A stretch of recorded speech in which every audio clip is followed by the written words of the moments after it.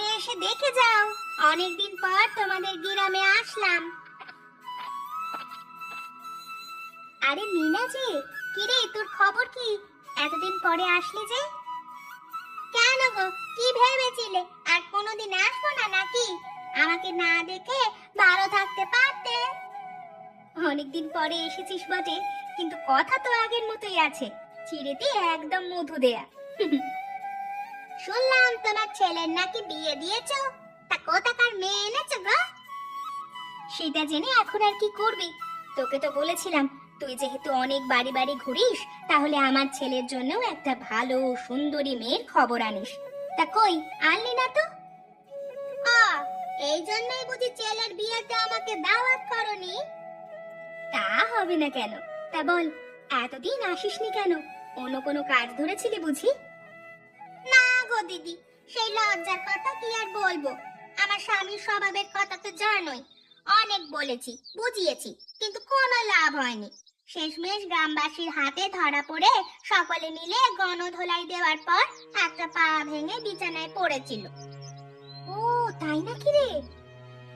অনেক সেবা যত্ন করার পর এখন অনেকটা সুস্থ হয়েছে, তবে একটা লাঠি হাতে ভর দিয়ে হাঁটতে হয়।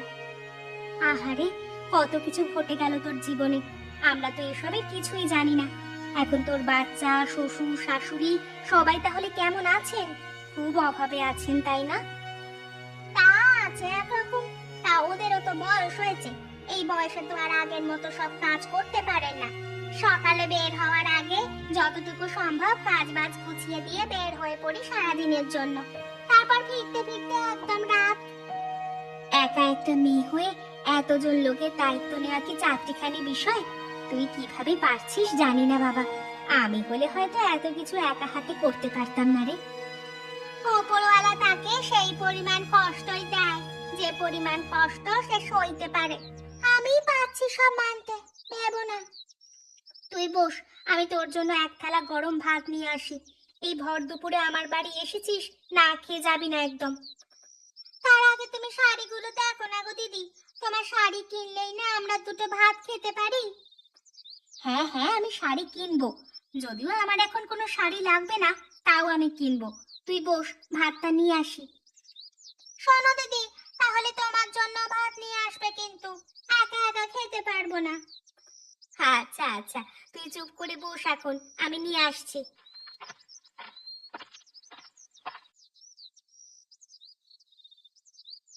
তোমরা দুইজন এমন করলে কি হবে? খেতে হবে না? মা আসলে খুব রেগে যাবে যখন শুনবে তার ছেলেরা কিছু না খেয়ে ঘুমিয়ে পড়েছে। বুঝতে পারছো? ঠাম্মি, মা আসে না কেন? আসবে তো দাদা ভাই, মা তো অনেক কাজ করে, তাই আসতে আসতে রাত হয়ে যায়। মা আমাদের একটু ভালোবাসে না, ভালোবাসলে আরো আগেই আসতো। কে বলেছে তোমাদের মা তোমাদেরকে ভালোবাসে না? তোমাদের জন্যই তো মা এত কাজ করে, যাতে তোমরা অনেক ভালো থাকতে পারো। মা যদি আমাদের ভালো চাইতো তাহলে আমাদের কাছেই থাকতো, আমাদের ছেড়ে বাইরে থাকতো না। মাকে সারাদিন দেখতে পাই না, কাছেও পাই না। রাতেও মা অনেক দেরি করে আসে, এই রাতেও মাকে দেখি না। এভাবে করে কতদিন চলে গেল, মাকে দেখি না। মা কখন ঘরে আসে, কখন বাইরে যায়, কিছুই জানি না আমরা। আচ্ছা, মা আসলে বলবো কাল যেন কাজে না যায়, কাল যেন তোমাদের সাথে সারাদিন থাকে, ঠিক আছে? তুমি সত্যি বলবে মাকে এ কথা? হ্যাঁ, সত্যি বলছি। তবে তোমরা যদি এখন না খাও, তবে আমি মাকে বলবো কালও যেন ঘরে না থাকে। কি বলছো ঠাম্মি? না না, এই কথা মাকে বলো না, আমরা খেয়ে নিচ্ছি। এই তুইও খেয়ে নে। আচ্ছা।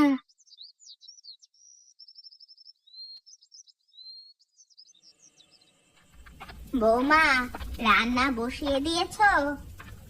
হ্যাঁ মা, ভাত বসালাম। আচ্ছা, আমি কিছু শামুক নিয়ে আসছি, আজ না হয় এগুলোই রান্না করো, আর তো কিছু পাচ্ছি না। শামুক কোথায় পেয়েছেন মা? ওই তো জঙ্গলের ধারে পুকুর পাড়ে অনেক শামুক হয়েছিল, ওখান থেকেই পেলাম। মা, আপনাকে না কতবার বলেছি ওইদিকে যাওয়ার কোনো দরকার নেই, সাপ খোপ থাকতে পারে, কখন আবার কি বিপদ হয়ে যাবে তখন আবার সামলাবে কে? নিজের মেয়ে হলেও হয়তো এরকম করে ভাবতো না, কিন্তু মা, এই পুরো পরিবারের কথা ভাবতে গিয়ে তুমি যদি ঠিক থাকতে না পারো তাহলে কেমন করে হবে বলো তো? কেন মা, আমার আবার কি হলো?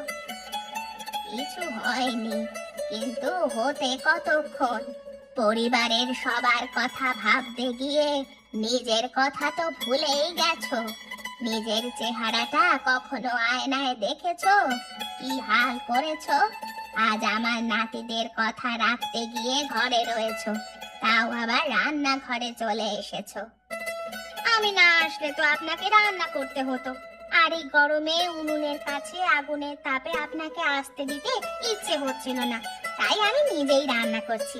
এমনিতেই তো আপনার শরীরটা ভালো না, তাই না মা? বৌমা, এত বেশি ভালো হওয়াটাও ভালো নয়, কথাটা মনে রেখো। অন্যকে ভালো রাখতে গেলে আগে নিজেকে ভালো থাকতে হয়, পরে যদি তুমি নিজেই অসুস্থ হয়ে যাও তখন কি হবে বলো তো? কে দেখবে তোমাকে? একটিবার ভেবেছো? কেন মা, আপনারা সবাই তো আছেন, দেখবেন আমার কিছুই হবে না। আপনাদের ভালোবাসা আমাকে সব খারাপ বিপদ আপদ থেকে রক্ষা করবে।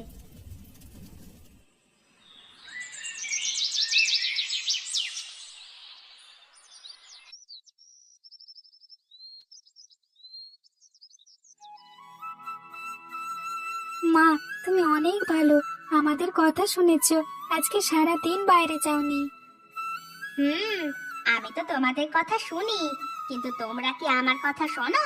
ঠাম্মি আমাকে সব বলেছে, আমি না থাকলে তোমরা খাও না, তাই না? না তো মা, আমরা সবই খাই। বৌমা, এই অবেলায় কিছু কুচো মাছ ধরেছি, এই খাওয়ার পরে তুমি একটু কষ্ট করে পরিষ্কার করে ফেলো কেমন? তোমার কি কোনো আক্কেল জ্ঞান নেই নাকি গো? দেখছো তো মেয়েটা একটার পর একটা কাজ করতেই থাকে, কোনো বিরতি নেই, তারপর আবার অবেলায় তুমি মাছ ধরে আনলে, এখন বলছো আবার কেটে ধুয়ে রাখতে। কি করব, আমার নাতিরা মাছ খেতে চাইছে অনেক দিন ধরে, আর শরীরটা ভালো থাকে না, তাই আর যেতেও পারি না। আজ একটু ভালো লাগছে তাই দেখে গেলাম। একটা দিন শরীর ভালো লেগেছে দেখে কি যেতে হবে বাবা? এখন আপনার কি আর সেই বয়স আছে? আপনাদের তো এখন সাবধানে থাকতে হবে সবাইকে, তাই না? কারো যেন কোনো বিপদ না হয়। সবার খাওয়া শেষ হলে আমি মাছগুলো পরিষ্কার করব, তবে আর কখনো কিন্তু যাবেন না মাছ ধরতে। মা, আমি আর দাদা বলেছিলাম দাদুকে ইলিশ মাছ ধরতে, আর দাদু ধরে এনেছে ছোট মাছ। তোরা বলেছিস মাছ ধরতে? কেন রে, বুঝিস না দাদুর বয়স হয়েছে? দাদু এখন অসুস্থ হলে কি করবি? কেন বললি যেতে? মা, আমরা দুই ভাই শুনেছি ইলিশ মাছ খেতে নাকি অনেক মজার, তাই আমরাও ইলিশ মাছ খেতে চেয়েছি। এখন খেয়ে নে তোরা, তোদের আবদারের কারণে তোদের দাদু আর ঠাম্মি পাগল হয়ে যাবে। বাবা, তুমি কখনো ইলিশ খেয়েছো? কিভাবে খাবো বাবা, সে তো অনেক দাম। যত দামি থাকুক না কেন বাবা, একবার হলেও আমরা খেতে চাই। আচ্ছা বাবা, আমি চেষ্টা করব আনার, এখন খেয়ে নে না, আমার তো অনেক কাজ আছে, আর কথা বলিস না। আচ্ছা মা, খাচ্ছি।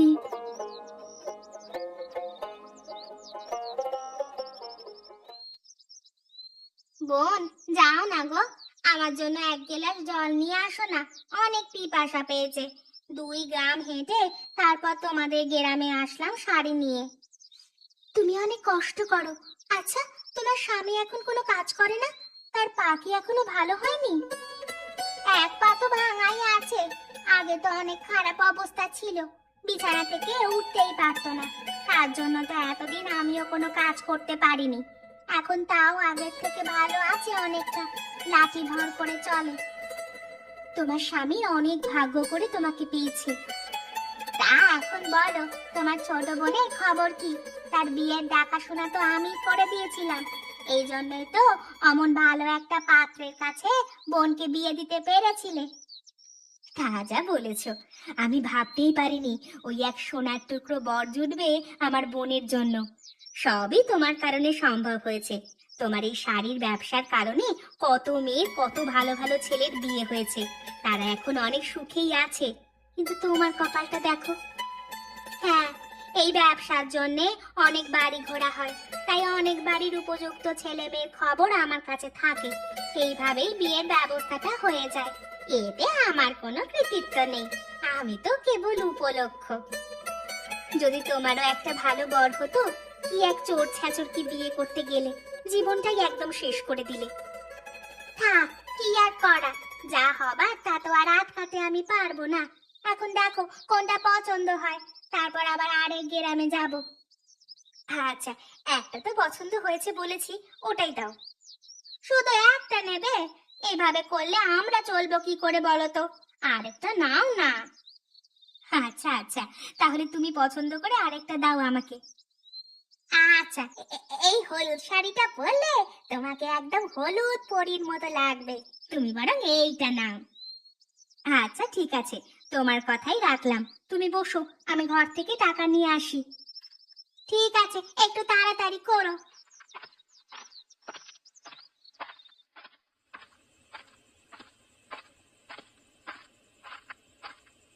ইস, আজ এত রাত হলো কিভাবে বুঝলামই না। আজ দুটো তিনটে গ্রামে না গেলেই ভালো হতো। ছেলে দুইটা কি আজও না খেয়ে বসে আছে কিনা কে জানে। পা চালিয়ে হাঁটি এখন।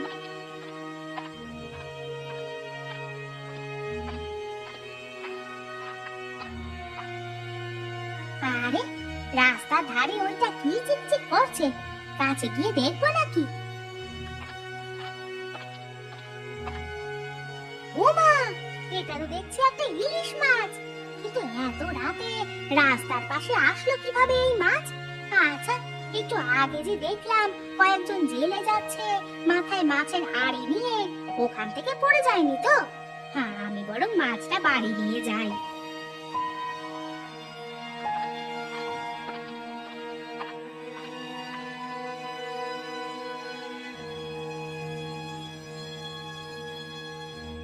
তুমি এত বড় ইলিশ মাছ কিনে এনেছো, সে তো অনেক দাম। এত টাকা পেয়েছো শাড়ি বিক্রি করে নাকি জমিয়েছিলে? মাছ খেতে কেমন হয়েছে সেটা আগে বলো সবাই। তুমি খুব মজা করে রান্না করেছো মা, খুব ভালো হয়েছে। রান্না তো তোমার সব সময় ভালো হয়, তা বলে না। কিভাবে অত টাকা দিয়ে মাছ কিনে আনলে সেটাই হচ্ছে কথা। 1 টাকাও লাগেনি আমার। আচ্ছা, কেউ খুশি হয়ে তোমাকে উপহার দিয়েছে তাই না? না তো, কে আবার আমাকে উপহার দেবে? আর কেনই বা দেবে? তুমি বাড়ি বাড়ি ঘোরো, ছেলে মেয়েদের খবর এনে দাও, বিয়ে করিয়ে দাও, সবার খোঁজ নাও, আর সবাই তোমাকে অনেক পছন্দ করে, তাই দেবে। না, আসলে মাছটা আমি কুড়িয়ে পেয়েছি রাস্তার ধারে। কি বলছো বৌমা, কিভাবে পেলে? রাতে বাড়ি ফেরার সময় কয়েকজন জেলেকে দেখলাম যেতে ওই রাস্তায়। মাথায় করে হাঁড়িতে মাছ নিয়ে যাওয়ার সময় হয়তো একটা ইলিশ মাছ কোনোভাবে হাঁড়ি থেকে পড়ে গেছে, তারা খেয়াল করতে পারেনি। মাছটা যখন দেখতে পেয়েছো, তখন তাদেরকে ডেকে মাছটা দিয়ে দিতে। ততক্ষণে ওনারা সবাই চলে গেছেন। আর আমি যদি ওখানে মাছটা ওভাবে ফেলে রেখে আসতাম, তাহলে কুকুর বা বিড়াল এসে খেয়ে ফেলতো। তাছাড়া আমার ছেলে দুটো অনেক দিন থেকেই তো ইলিশ ইলিশ করছে, সব মিলিয়ে মাছটা ফেলে আসতে আর পারিনি। আচ্ছা বৌমা, তাহলে ভালোই করেছো নিয়ে এসে। হ্যাঁ, আর বৌমার হাতে ইলিশ মাছ রান্নাটা অসাধারণ হয়েছে। বাবা, আরেকটা টুকরো দিই আপনাকে? না রে মা, আর খেতে পারবো না। অনেকদিন পর মজার তরকারি পেয়ে অনেকখানি খেয়ে ফেলেছি, আর না। তোমাকে একটা পেটি দেবো? দিতে পারো। ইলিশ মাছের নামই শুনেছি সারা জীবন, কিন্তু খেতে পারিনি কখনো। আজকে তোমার জন্য খেতে পারছি, তোমাকে অনেক ধন্যবাদ। তোমাদের সুখী দেখলেই আমার শান্তি লাগে। কিন্তু এভাবে আর কতদিন বৌমা? তোমারও তো বয়স বাড়ছে, তাই না? আমি বলি কি বাবা, তুই না হয় বেশিক্ষণ দাঁড়িয়ে থাকতে পারিস না, কিন্তু বসে তো থাকতে পারিস। তুই এমন কোনো কাজ কর যেটা বসে বসে করা যাবে। হ্যাঁ, তাহলে বউটার উপর চাপ কমবে কিছুটা। বলো বাবা, কি কাজ করতে হবে আমাকে? আমি করতে রাজি। তুই বসে বসে সুপারি গাছের খোল দিয়ে ঝুড়ি বানা। আমাদের তো অনেক সুপারি গাছ আছে। ভালো কথা বলেছো মা। যদি পারো কাউকে দিয়ে আজকেই কিছু খোল পাড়িয়ে দাও। আমি আর দেরি করব না, আজকে থেকেই কাজে নেমে পড়ব। তোমার বৌমা যদি সংসারের জন্য এত কিছু করতে পারে, তাহলে আমি এই সামান্য কাজ করে তাকে একটু চিন্তামুক্ত করতে পারবো না? আচ্ছা বাবা, আমি দেখি, কালুকে আজ বলে দেখি ও পারবে কিনা। যদি হয় তাহলে আজ থেকেই শুরু কর। কি বৌমা, তুমি কি বলো? হ্যাঁ মা, এটাই ভালো হবে। এর চেয়ে এই মুহূর্তে ভালো কিছু আর হতেই পারে না। একদম ঠিক।